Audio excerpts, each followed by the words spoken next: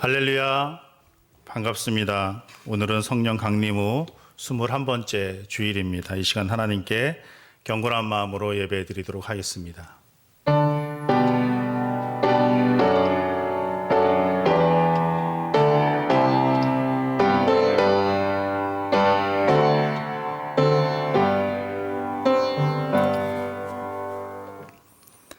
오라 우리가 여호와께 노래하며 우리의 구원의 반석을 향하여 즐거이 외치자. 우리가 감사함으로 그 앞에 나아가며 시를 지어 즐거이 그를 노래하자.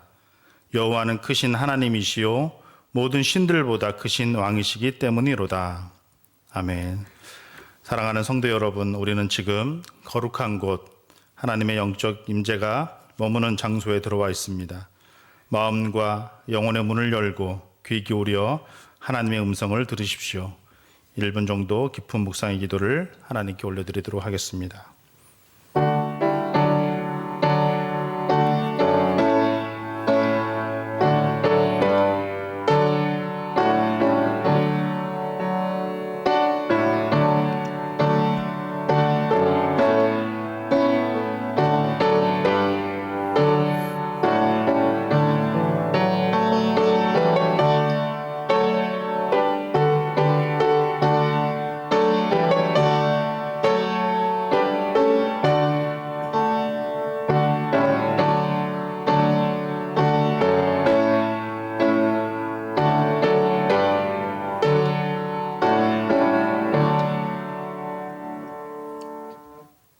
에베네셀 우리의 동반자가 되어주시며 여기까지 우리를 인도하여 주신 하나님의 은혜에 감사를 드립니다.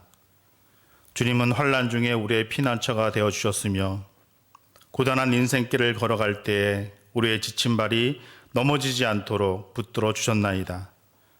주님께서 베풀어 주신 그 수많은 은혜를 잊지 않았습니다. 그리하여 오늘 저희들이 주님을 향한 진심 어린 마음과 정성껏 준비한 예물을 가지고 성전으로 올라와 감사의 예배를 드리오니 우리가 드리는 예배를 연락하여 주옵소서. 예수님의 이름으로 기원하옵나이다. 아멘. 우리 다 같이 일어나셔서 경배와 찬송 66장 찬양하도록 하겠습니다.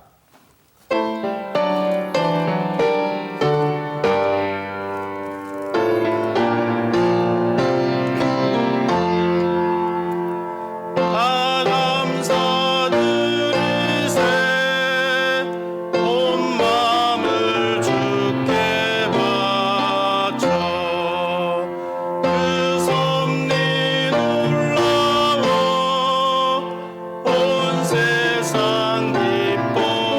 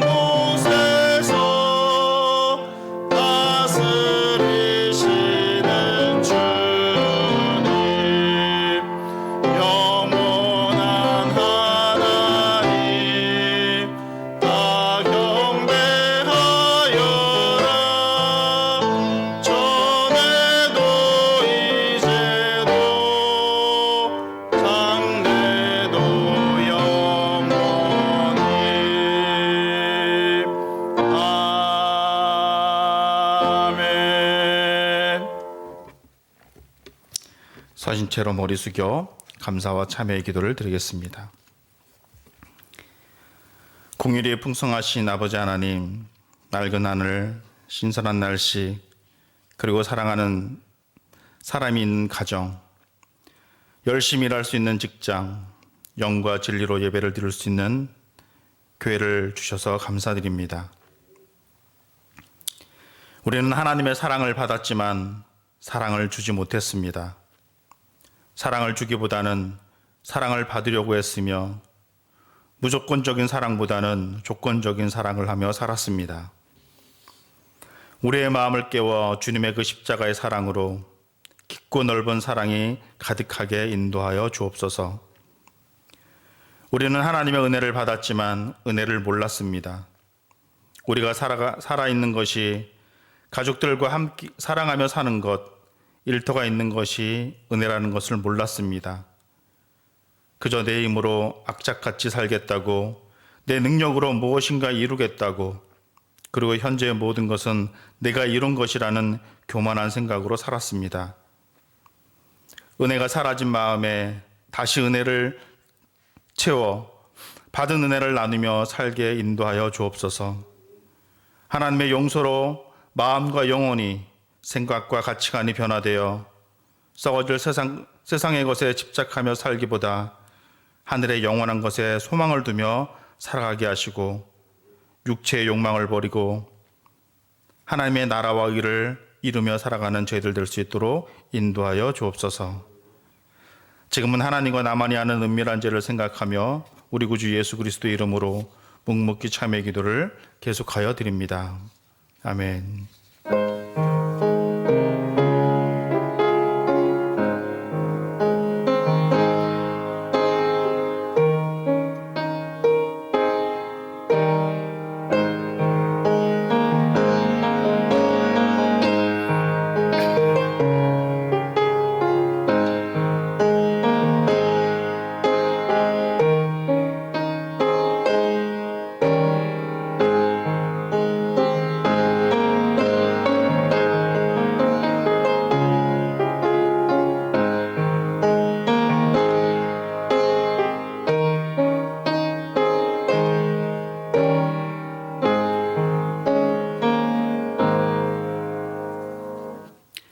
이제 그리스도 예수 안에 있는 자에게는 결코 정죄함이 없나니, 이는 그리스도 예수 안에 있는 생명의 성령의 법이 죄와 사망의 법에서 너를 해방하였음이라.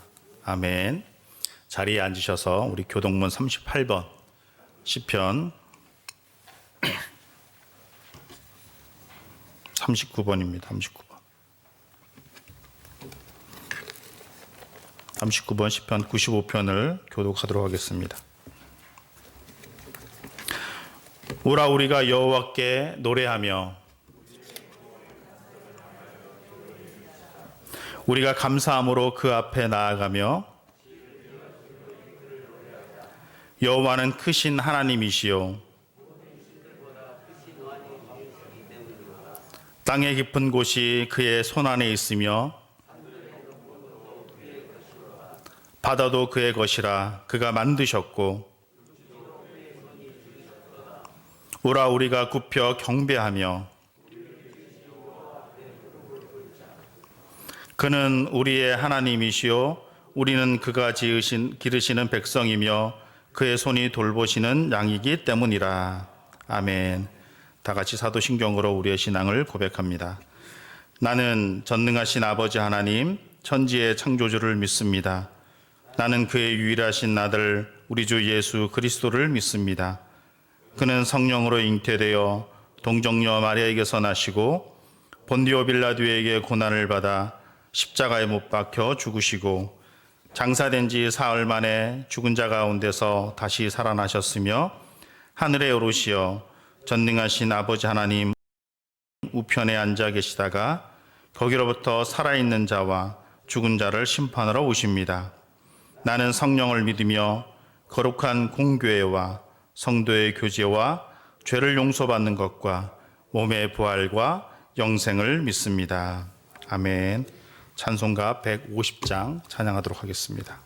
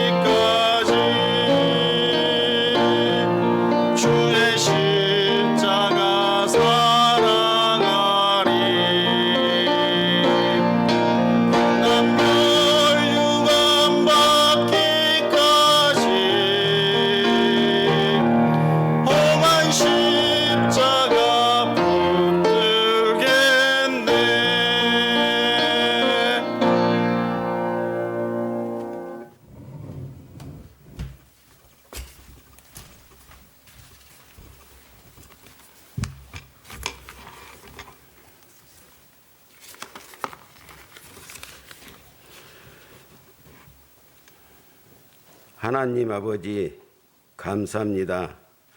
한 주 동안도 세상 속에서 저희들 지켜주시고 오늘도 주님의 날 주님 전으로 발걸음 인도하여 하나님께 영과 진리로 예배하게 하시니 감사합니다. 오늘도 하나님의 나라가 우리 우일교회에 임하셔서 은혜의 시간, 하나님을 만나는 시간 되게 하옵소서. 오늘 예배를 위하여 수고하신 모든 분들 위해 축복하여 주시고 말씀 전하시는 목사님에 함께 하셔서 영육간의 건강 주시고 오늘도 피곤치 않도록 도와주옵소서. 오늘도 하나님의 말씀을 들을 때에 하나님의 뜻을 깨닫게 하시고 하나님의 뜻을 이루어드리는 저희들 되게 하옵소서. 오늘도 원치 않는 질병으로 고통 중에 있는 한우들에게 주님이 찾아주셔서 위로하시고 치료하여 주옵소서. 다음 주에는 우리 함께 예배드릴 수 있도록 도와주시옵소서. 특별히 이 나라와 민족에 함께 하셔서 코로나로 모두가 힘이 들고 어려운 가운데 있습니다. 하루속히 이 코로나로 예방시켜 주시고 모든 교회들이 하나님께 드리는 예배가 회복될 수 있도록 도와주옵소서. 사랑 많으신 예수님의 이름으로 기도드리옵나이다. 아멘. 하늘에 계신 우리 아버지, 아버지의 이름을 거룩하게 하시며 아버지의 나라가 오게 하시며 아버지의 뜻이 하늘에서와 같이 땅에서도 이루어지게 하옵소서.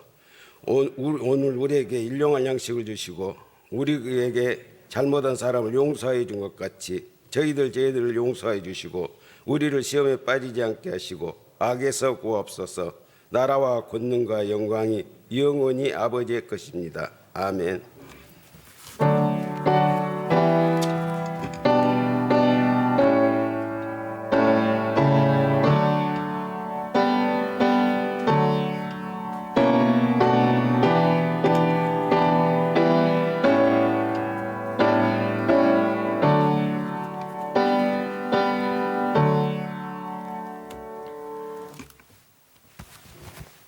오늘 우리에게 주신 하나님의 말씀은 사도행전 5장 12절부터 16절까지입니다. 사도행전 5장 12절부터 16절까지입니다.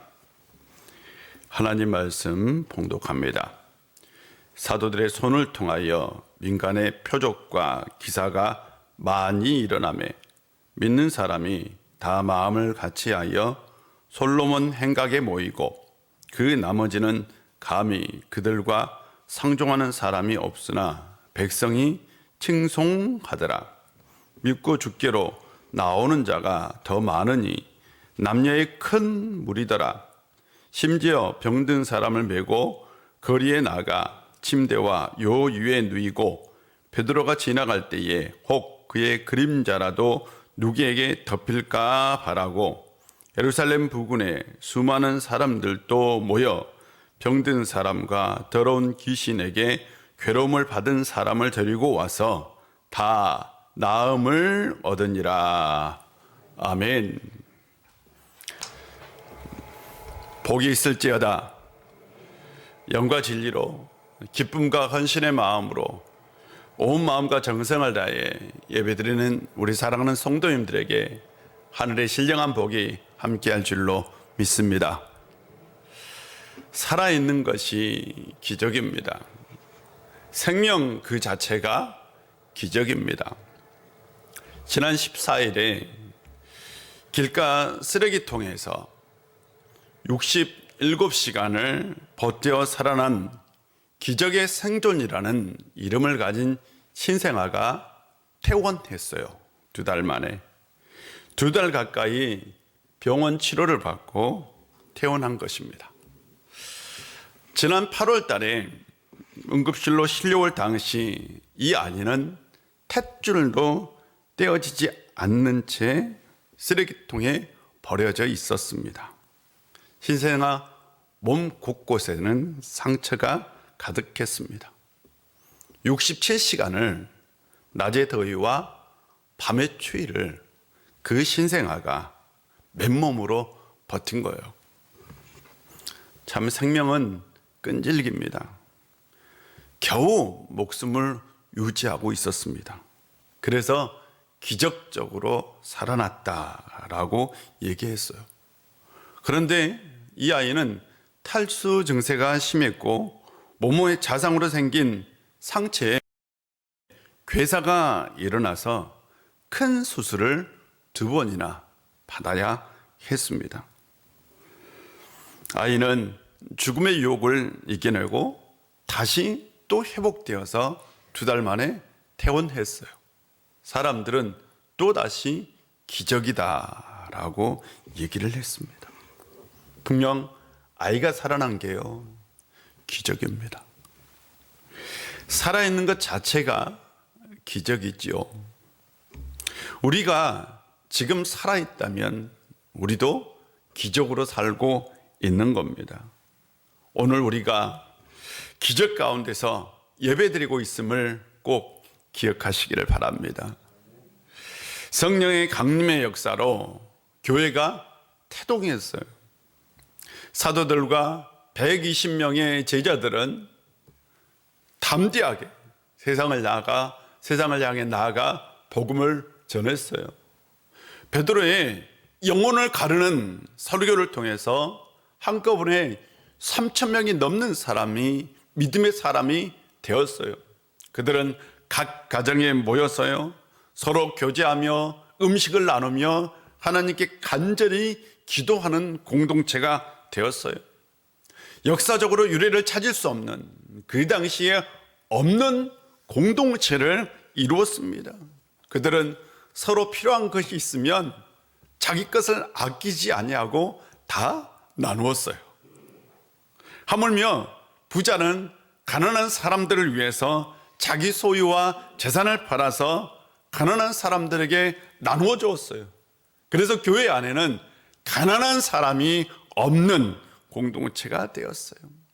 그들은 성전에서 모여 열심히 전도했고, 가정에서는 모여서 기쁨으로 음식을 나누면서 하나님께 기쁨의 예배를 드렸어요. 그럴수록 믿는 사람은 더욱 더 많아졌어요. 특히 바나바라는 부자는 자기의 엄청난 부자였는데 자기의 밭을 팔아서 사도들의 발 앞에 갖다 놨어요. 사도들은 그것을 또 가난한 사람들에게 나누어 주었어요. 그 모습을 바로 아나니아와 삽비라 부부가 보았습니다. 그리고 나서 자신들도 그렇게 하겠다고 사도들에게 약속을 했어요. 그런데 막상 밭을 팔고 보니 아까운 거예요. 돈이 아까운 거예요. 그래서 돈의 일부분을 감추었어요. 그리고 사도들의 발 앞에 두었어요. 베드로가 그의 거짓된 마음을 이미 알고 있었습니다. 베드로는 그에게 땅을 팔기 전에 땅이 그대의 것이고 판 후에도 돈은 그대의 것이었다. 그런데 어찌하여 이런 거짓된 마음을 갖느냐? 그것은 사람을 속인 것이 아니라 하나님을 속인 것이다 라고 말을 했어요. 그런데 갑자기 그가 쓰러져 죽었어요. 그의 부인도 그렇게 쓰러져 죽었습니다. 그리하여 부부가 교회 안에서 죽는 일이 일어난 겁니다. 그로 인하여 교회 안에 두려움이 가득했어요. 교회가 흔들릴 수 있는 상황이었습니다. 교회 안에서 생각해 보세요.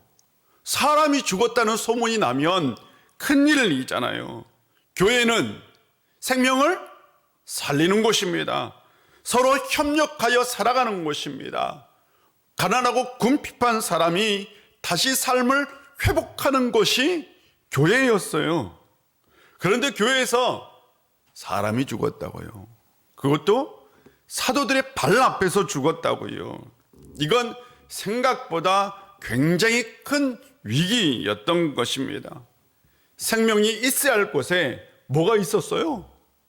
죽음이 있는 거예요. 사람들이 그곳에 가겠습니까?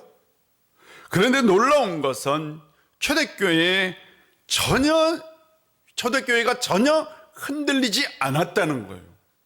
놀랍지 않아요? 어떻게 이게 가능했을까 하는 거죠.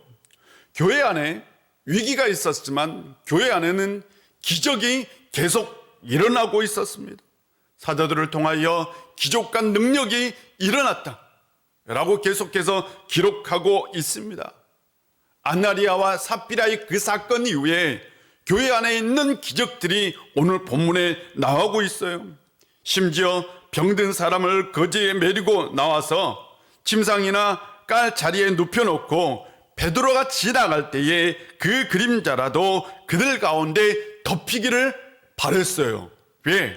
교회 안에 그런 놀라운 기적이 있었기 때문에. 예루살렘 근방에 있는 여러 동네에서 수많은 병자들을 사람들이 데리고 왔고 그들은 교회를 통해서 나음을 입었어요. 초대교회는 기적으로 위기를 극복했습니다. 위기의 상황에서도 계속해서 기적이 일어나는 교회, 생명을 살리는 교회였던 것입니다. 기적은 위기를 극복하는 힘이죠. 지금도 교회는 코로나로 인하여 엄청난 위기를 맞고 있습니다. 솔직하게 말씀을 드리면 우리 교회 안에도 신앙이 흔들려서 교회를 떠난 분들이 있어요.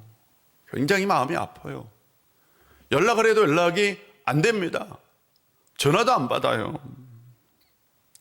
교회가 사회적 위기, 시대적 위기를 잘못 대처해서요, 사회적으로 교회는 비판의 목소리를 듣고 있습니다.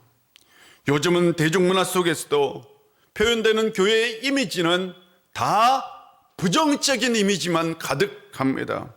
이런 사회적 현상 속에서 믿지 않는 가족들이 더욱 의기양양해서 믿는 가족들을 핍박하거나 또한 신앙을 방해하기도 합니다. 동시에 스스로 교회에 대해서 낙심해서 교회를 떠난 분들도 있다는 것입니다. 당장 내일의 교회가 걱정인 건 현실입니다. 참 가슴이 아파요. 분명한 것은 교회는 이런 사회적 위기를 극복할 능력을 가지고 있다는 거죠. 그 능력은 바로 기적의 능력입니다. 교회는 기적의 공동체이고 교회는 하나님의 능력의 공동체입니다. 순수하지만 하나님의 능력이 없는 교회는 매력이 없는 교회입니다. 존재하지만 하나님의 능력이 없는 교회는 성장할 수 없는 교회입니다. 교회는 능력의 공동체이고 기적의 공동체입니다. 또한 그런 공동체가 반드시 되어야 합니다. 로마서 1장을 보면 복음은 모든 믿는 자에게 구원을 주시는 하나님의 능력이 됨이라 라고 말씀하고 있습니다. 우리는 예수 그리스도를 믿습니다. 우리는 예수님이 하나님의 아들이요 나의 구원자라는 복음을 믿습니다. 이 복음을 믿는 우리는 이미 하나님의 능력의 경험자입니다. 고린도전서 1장에서는 십자가의 도가 멸망하는 자들에게는 미련한 것이요 구원을 얻는 우리에게는 하나님의 능력이다. 오직 부르심을 받는 자들에게는 유대인이나 헬라인이나 그리스도는 하나님의 능력이다 라고 말씀하고 있습니다. 예수 그리스도는 하나님의 능력입니다. 우리는 예수님을 영접했습니다. 우리가 영접했다는 건 하나님의 능력이 우리 안에 있다는 것입니다. 우리는 하나님의 능력의 담지자이고 우리는 하나님의 능력을 가진 사람으로 기적의 실행자가 될 수 있는 겁니다. 우리는 어떤 상황 속에서도 하나님의 능력을 가진 기적의 실행자로 살아야 합니다. 지금도 기적은 일어납니다. 그렇다면 기적은 뭘까요? 기적을 영어로 미라클이라고 얘기합니다. 흔히 기적을 초자연적인 현상 또는 신의 능력으로 이루어지는 불가사의한 일이라고 얘기합니다. 현대 과학 문명이 발달한 시대 속에서 사람들은 얘기합니다. 초자연적인 기적은 없다. 성경에서 말하는 기적은 단지 그 시대에 과학적인 지식이 없었기에 어떤 특별한 현상을 기적이라고 얘기했다. 또는 신앙을 위해서 꾸며낸 얘기다라고 말합니다. 그러나 저는 성경에서 일어나는 모든 그 특별한 일들이 저는 하나님의 능력이요 하나님의 기적이라고 믿습니다. 그런 기적들은 지금 이 시대에도 충분히 일어날 수 있는 것이기도 합니다. 다만 우리가 기적을 어떻게 볼 것인가의 문제입니다. 기적에는 두 가지가 있습니다. 첫 번째로는 기적이 자연적인 것이냐 초자연적인 것이냐의 문제입니다. 성경에 나오는 기적들, 예수님이 행하는 기적은 대부분 초자연적인 기적입니다.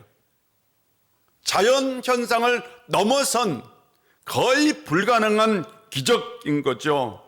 그래서 아주 특별한 상황 가운데서 꼭 필요했던 기적입니다. 그러나 일상의 삶의 현상에서 일어난 기적들이 있습니다. 아주 가능성이 희박한 일이죠. 그러나 분명히 있을 수 있는 일은 바로 자연적인 기적이라고 얘기합니다. 둘째로는 육체적이고 가시적이냐, 영적이고 비가시적인 것이냐라는 겁니다. 예를 들어서 우리가 병을 낫거나 사업을 했는데 사업이 너무도 잘 되거나 아니면 구사일생으로 뭔가 놀라운 기적을 경험했거나 죽다가 살아났거나 이런 것들은 가시적인 거죠. 우리는 이런 기적을 선호합니다. 우리가 선호하는 기적이에요. 그러나 영적이고 비가시적인 기적도 있습니다. 이건 영적인 변화를 말합니다. 예를 들어서 어떤 사람이 하나님을 믿지 않게 되었는데, 믿지 않는 사람이었는데 갑자기 하나님을 믿고 싶은 거예요. 어떤 사람이 그냥 가족들이 신앙생활하는 걸 엄청 핍박했는데 어느 날 나도 하나님 믿고 싶다고 말을 하면 그건 영적인 기적입니다. 분명한 건 성경에는 기적으로 가득합니다. 성경에는 기적의 이야기가 가득합니다. 구약 성경에도 신약 성경에도 기적의 얘기가 가득하죠. 구약 성경의 대표적인 기적은 바로 10가지 재앙과 홍해가 갈라지는 사건입니다. 지금도 논쟁이에요. 이게 사실이냐 사실이 아니냐, 이게 가능하냐 가능하지 않느냐라는 치열한 논쟁이 벌려지고 있는 얘기입니다. 분명한 건 구약 역사를 관통하는 기적이 있다면 홍해를 가르는 사건, 이스라엘 백성들에게 가장 중요한 기적이 바로 홍해를 가르는 사건입니다. 그런데 이 기적은 바로 생명과 승리에 관한 기적인 거죠. 그 외에도 수많은 기적들이 있습니다. 여리고 승리 이야기, 불가능하잖아요.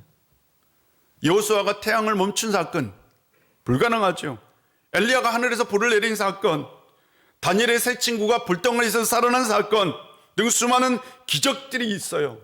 그런데 구약에서 나오는 기적들의 공통점은 바로 생명, 승리, 질병과 연관이 있어요. 생명, 승리, 질병, 이것과 깊은 연관이 있다고요. 그런데요, 구약 성경을 찾아보세요. 재물에 대한 기적은 없어요. 잘 찾아보세요. 우리가 생각하는 돈에 대한 기적이 없어요. 신약 성경에 나오는 기적은, 대표적인 기적이 예수님의 기적과 교회에서 행한 기적입니다. 예수님의 기적은 대부분 초자연적인 기적이에요. 나사로를 살린 이야기, 오병이어의 이야기, 그 다음 바다 위를 걸어가는 이야기, 이런 것들은 대표적인 초자연적인 기적입니다. 그래서 예수님의 이야기를 할 때는 기적을 빼놓고 할 수 없어요. 귀신을 쫓아내고 질병을 고치고 초자연적인 기적을 예수님께서는 일으켰습니다. 교회의 기적 이야기는 오늘 본문에 나오는 기적입니다. 귀신을 쫓아내고 질병을 고치는 이야기입니다. 성경에서 나오는, 신약 성경에서 나오는 기적의 핵심은 생명, 귀신 추출, 질병과 연관이 있어요. 구약에서는 바로 생명, 승리, 질병과 연관이 있고요. 신약에서는 생명, 귀신 축출, 질병과 연관이 있다라는 거죠. 우리가 원하는 돈, 재물에 대한 기적은 없어요. 여러분, 마태복음 17장을 보면 참 재밌는 얘기가 나와요. 당시에 성전세라는 게 있었어요. 유대인 남자들은 반드시 성전세를 내야 했어요. 이 성전세를 거두는 이 세금 증시원이 베드로에게 물어요. 야, 너희 스승은 세금을 냈느냐? 베드로가 냈다 라고 얘기합니다. 반드시 내신다 라고 얘기를 했어요. 그리고 집에 왔어요. 주님께서 베드로에게 이렇게 말씀하십니다. 내가 바다에 가서 낚시를 던져 먼저 오르는 고기를 가져 입을 열면 돈 한 세겔을 얻을 것이니 그것을 너와 나를 위해서 세금을 내라 라고 얘기합니다. 여러분, 주님은 물로 포도주를 만들 수 있는 분이죠. 맞지요? 주님은 돌멩이로 동전을 만들 수 없을까요? 충분히 가능하잖아요.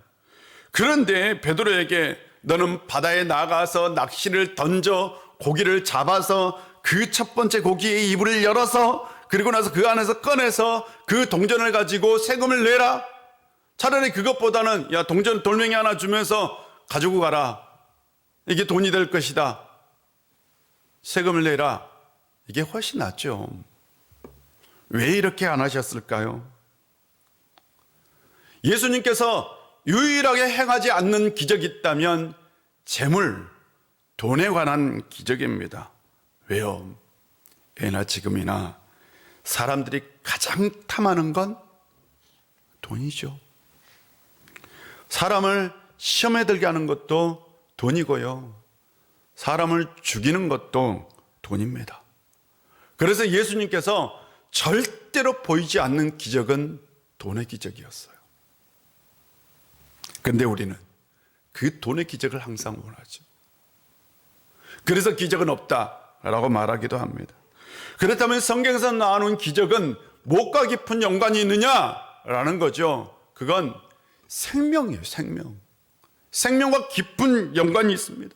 성경에 나오는 대부분의 기적은 다 살리는 기적입니다. 여러분, 생명을 살리는 기적이라고요. 기적의 목적은 살리는 것, 사람에게 생명을 주는 것입니다. 근데 생명에는 육체적인 생명이 있고 영적인 생명이 있습니다. 육체적인 생명뿐만 아니라 영적인 생명을 위해서 주님께서 기적을 보여주신 거죠. 성경에는 기적 얘기로 가득한 겁니다. 죽어가는 성도에게 필요한 건 기적이에요. 죽어가는 교회에게도 필요한 건 기적입니다. 이 기적은 바로 생명을 살리는 기적입니다. 지금 현대교회, 이 시대 이 교회에 가장 필요한 것이 있다면 생명을 살리는 기적인 줄 믿습니다. 저는 지금도 신앙이 기적의 힘이라고 믿습니다. 분명히 신앙은 기적을 만듭니다.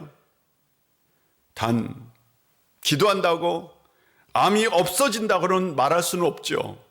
다만 기도하는 것이 기도하지 않는 것보다 암을 이길 수 있는 확률이 훨씬 가능성이 더 높습니다. 신앙으로 산다고 부자가 된다고 말할 수는 없습니다. 다만 신앙으로 사는 것이 신앙으로 살지 않는 것보다 더 복되게 살 수 있는 가능성이 높습니다. 근데 우리는 너무나 지나치게 그런 기적만은 바라고 있다는 것이에요. 우리의 삶 가운데 기적은 지금 현재에도 일어나고 있습니다. 어쩌면 우리가 살아있는 것 그 자체가 기적이 아닐까요? 우리가 그것을 인지하거나 믿지 않는다는 거죠. 우리가 인지하거나 믿지 못하는 것은 우리가 바라는 기적이 아니기 때문입니다. 우리가 바라는 기적은 대부분 물질적인 풍요와 육체적인 만족이 채워지는 기적입니다. 신앙으로 만드는 기적이 우리가 원하는 기적이 아니기 때문에 우리는 그것을 기적이라고 인지하지 못하거나 그것을 기적이라고 믿지 않는 것입니다. 진짜 기적은 물질적인 풍요도 아니고 육체적인 만족도 아닙니다. 우리에게 생명을 가져오는 것이 있다면 그것이 바로 기적입니다.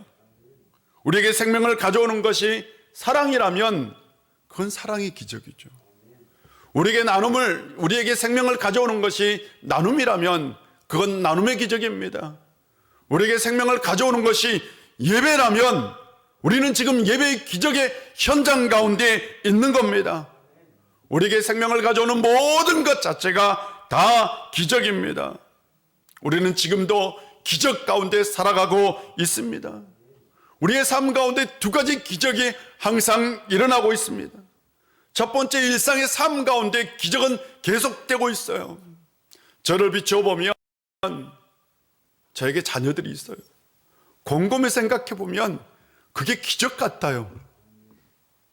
내가 애들을 낳아서요, 키워서요, 양육하고 있는 그 자체가 정말 놀라운 기적입니다. 저 같은 사람이 목사가 되었다는 것도 기적 아닙니까? 기적이잖아요. 일상의 삶 가운데 여러분의 삶을 돌아보십시오. 일상에 얼마나 많은 기적들로 채워져 있는지를. 두 번째는 영적인 기적이 우리 가운데 있는 거죠. 저는 제 가운데 태어났습니다. 아담이 물려준 원죄 가운데 태어났고요. 또한 제 안에는 자범죄, 세상 안에서 살아가는 지은 죄가 있습니다. 이 두 가지 죄로 영원한 형벌을 받을 수밖에 없었어요. 그러나 예수 그리스도의 그 십자가의 보혈의 은혜로 저는 구원을 받고 영원한 생명을 얻게 되었습니다. 이것이 우리가 영적으로 누리고 있는 기적입니다. 우리의 삶을 살펴보면 우리의 삶은 기적의 연속입니다. 장영희 교수는 3년 동안 암 투병을 하다가 2009년 5월 달에 세상을 떠났어요. 그녀는 자신의 삶을 천형 같은 삶이다. 천형은 뭐냐? 하늘의 형벌이에요. 천형 같은 삶이다 라고 말하는 사람에게 자신의 삶은 도리어 천은이다. 하늘의 은혜다. 하나님의 은혜다 라고 말하는 말을 했어요. 그녀는 3년 동안 투병하면서 책을 썼어요. 그 책이 뭐냐면 살아온 기적, 살아갈 기적이라는 책이에요. 지금까지 살아온 것이 기적이고 앞으로 살아갈 것도 기적이다 라는 책이에요. 그녀는 그 책에서 이렇게 말합니다. 당신이 지금 힘겹게 살고 있는 하루하루가 바로 내일을 살아갈 기적이 된다. 우리가 살아가는 하루하루가 기적이고 나는 지금 내 생활에서 그것이 진정 기적이라는 것을 안다. 그녀는 암투병하고 있어요. 늘 죽음이 가까이 있어요. 그런데 죽음은 삶을 성찰하게 합니다. 그 죽음 가운데서 삶을 보니 삶 자체, 살아가는 것이 뭐요? 기적인 거죠. 여러분, 기적이라고. 그녀는 또 말합니다. 맞다. 지난 3년간 내가 살아온 날들은 어쩌면 기적인지도 모른다. 힘들어서, 아파서, 너무 짐이 무거워서 어떻게 살까? 늘 노심초사했고 고통의 나날이 끝나지 않을 것 같았는데 결국 하루하루를 성실하게 열심히 살며 잘 이겨냈다. 그리고 이제 그런 내공의 힘으로 더욱 아름다운 기적을 만들어갈 것이다. 우리가 하루하루 삶이 기적이라는 것을 아는 그 순간 앞으로 살아갈 모든 인생은 아름다운 기적이 될 것이다 라는 말이죠. 맞아요? 지금 내가 살고 있는 내 삶이, 내가 누리고 있는 어떤 삶 가운데 살든지 내가 지금 기적 가운데 살고 있다는 것을 안다면 내일의 삶 자체도 뭐가 돼요? 기적인 거죠. 이 얘기를 하고 있는 겁니다. 기적은 뭘까요? 물론 암에서 완전히 치유되는 것, 기적이죠. 그러나 암이 주는 두려움과 고통, 죽음과 불안, 이런 것들을 이겨내는 것도 뭡니까? 기적이죠. 기적은 절대 멀리 있는 것이 아닙니다. 늘 우리의 삶 가운데 가까이 있습니다. 우리는 주님이 만들어주신 그 기적 가운데 살아가고 있습니다. 우리는 주님의 보혈의 피로 구원을 받고 하나님의 자녀가 되었고 영생을 얻는 천국 백성이 되었습니다. 우리는 이 세상에서 누릴 수 없는 그 기적 가운데 살고 있습니다. 사랑하는 성도 여러분, 우리는 어제까지 하나님이 주신 기적 가운데 살아갔고 또한 우리는 내일도 하나님 주신 기적 가운데 살아갈 것입니다. 그것에 감사하고 산다면 주님께서 우리에게 또 다른 기적을 주실 줄로 믿습니다. 때로는 초자연적인 기적도 육체적이고 가시적인 기적도 우리의 삶 가운데 일어날 것입니다. 신앙으로 불가능한 건 없습니다. 신앙으로 하나님의 능력으로 우리의 삶 가운데 놀라운 기적들이 일어날 겁니다. 삶은 기적이다. 살아가는 것이 기적이다 라는 믿음을 가지고 한 주간 사시기를 바랍니다. 또 다른 기적이 여러분 앞에 일어날 것입니다. 기도하겠습니다. 이 시간 우리 다 같이 기도하는 시간을 좀 갖겠습니다.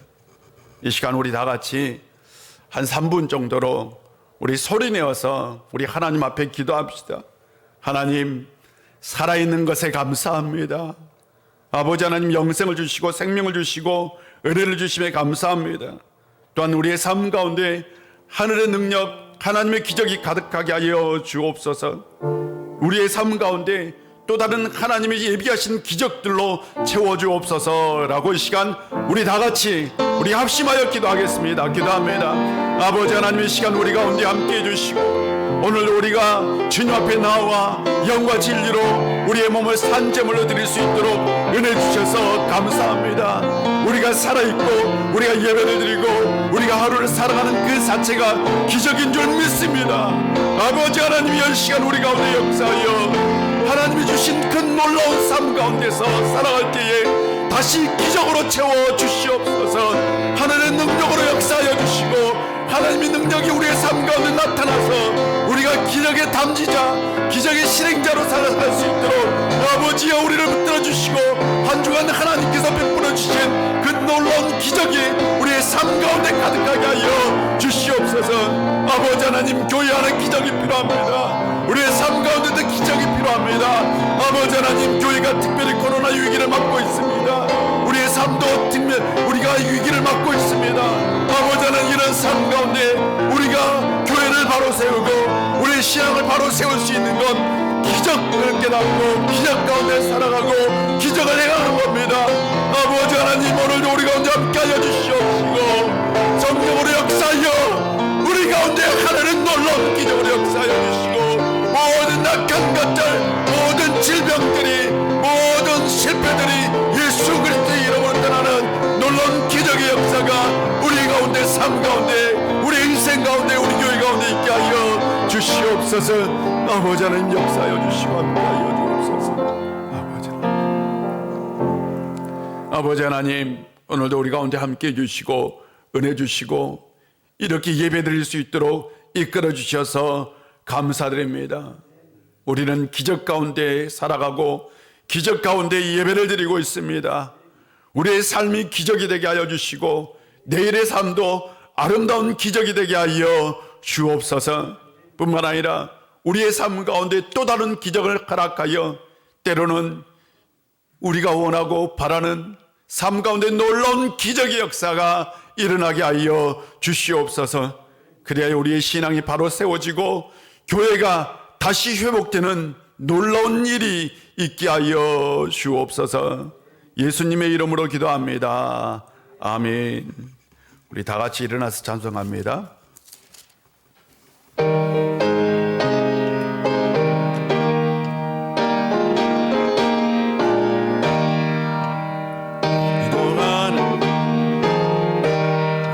주께 무릎 꿇고 우리 구세주 앞에 다 나아가네. 믿음으로 나가면 크신 은혜를 주네. 거기 기쁨인데 기도 시간에 복을 주는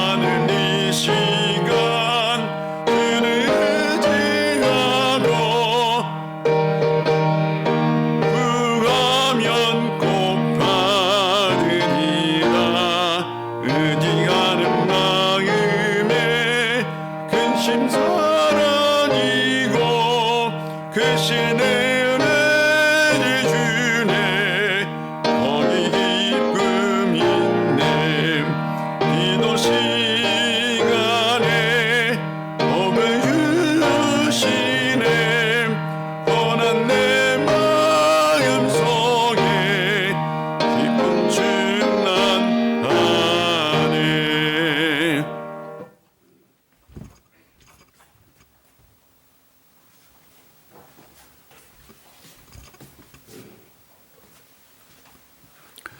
기도하겠습니다. 하나님 아버지 참 감사합니다.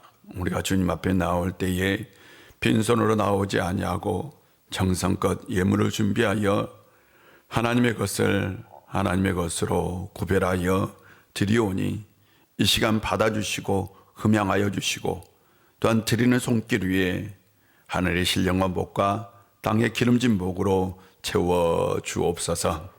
아버지 하나님, 이 드려지는 예물을 통해서 우리 우익교회 안에 하나님의 나라가 이루어지고 사람을 살리고 세우는 교회, 다음 세대를 살리고 세우는 교회가 되게 하여 주옵소서. 이 드려진 예물이 복음의 씨앗이 되어서 이 땅 가운데 죽어가는 영혼이 다시 회복되는 기적의 역사가 반드시 우리 우일교회를 통해서 일어나게 하여 주옵소서. 아버지 하나님, 또한 우리는 한 주간 살아갈 겁니다. 힘든 삶이 될 수 있고 또한 고통의 삶이 될 수도 있습니다. 그러나 한편으로 생각해 보면 하나님의 은혜이고 기적이고 감사이기도 합니다. 아버지 하나님, 삶이 기적이고 삶이 감사라는 마음을 가지고 한 주간 살아갈 때에 하늘의 복으로 역사하여 근심하고 걱정하는 모든 것들이 다 떠나가는 놀라운 일이 있게 하여 주옵소서. 이 은혜가 이 예배에 참석하지 못한 이들에게도 함께하여 주옵소서. 예수님의 이름으로 봉헌기도 드립니다. 아멘.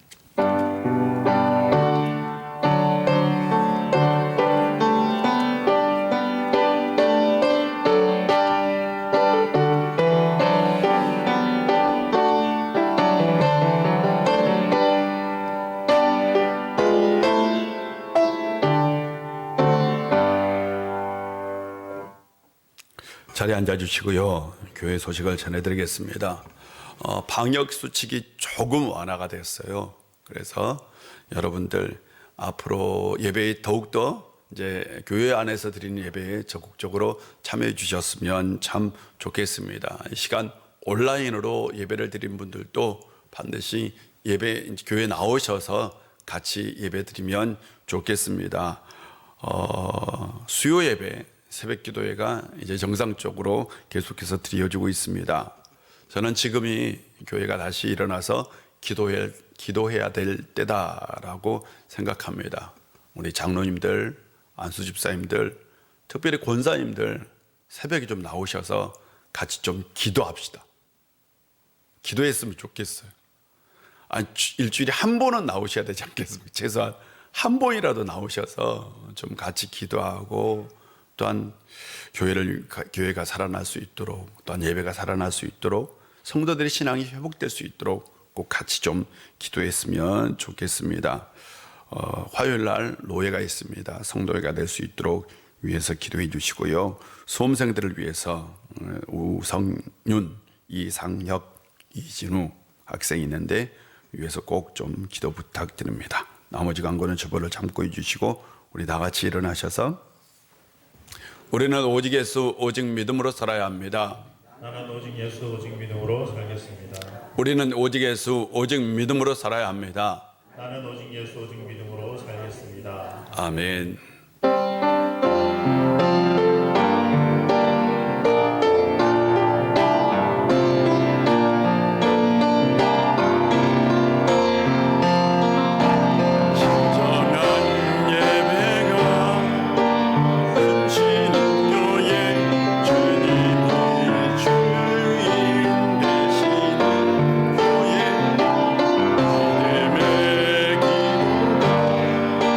쌓이는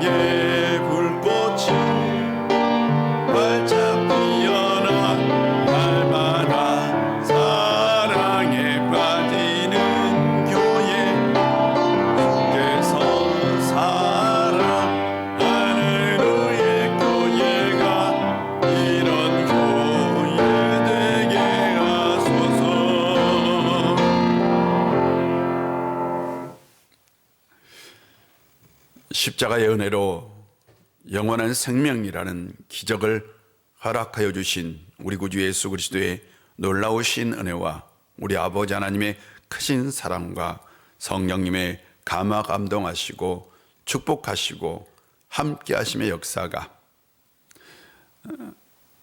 영적이고 비가시적인 기적을 원하는 우리 우일의 모든 성도들에게 그리고 가정과 이 나라와 이 민족 위에 이제부터 영원히 함께 하시기를 간절히 축원하옵나이다. 아멘.